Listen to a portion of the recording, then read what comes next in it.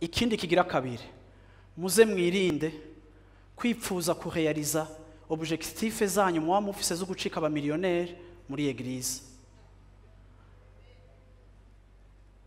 Yesu ashimwe.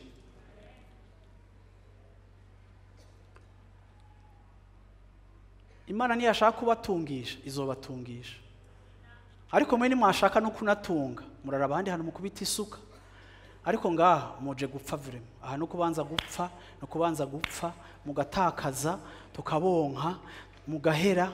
Yesu ashimwe cyane. Haleluya, amen, amina.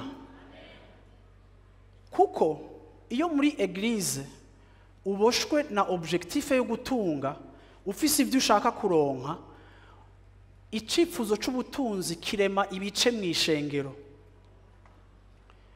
bituma umupastori atangura guha importance abantu par rapport ya porte-monnaie yabo, kuko utangura kubaraba muri réussite yabo ukababonamo opportunité ku bwawe, ugatangura kubatera udushida twawe, ubabwira ivyo ukeneye, ubabwira ama minervare, ubabwira n'agaparcelle.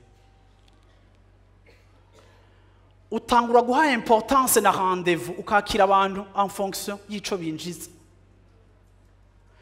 bigatuma ubiga ikoresho cyo kurema ibice mw'ishengero, kuko uza kwisanga mu buzima bwawe biramenyekana ngo abamuronka n'abakomeye bato ntibamuronka, ukabuhejeje gushira ama classe muri eglise, hama ukabuhejeje guprovoka bantu b'Imana, bakozi b'Imana muri hano hantu. Ngarabwire ngo abakristo barazi ingene tumeze. Umukristo uri umupastori ukunda amafaranga azoyakoresha, kuko ngaho hanze abantu baratanga imiryango ikiyugurura. Hari n'igihe baza mu rushengero bakatuzanira kugira ngo tubahe audience rutiyo duha abandi.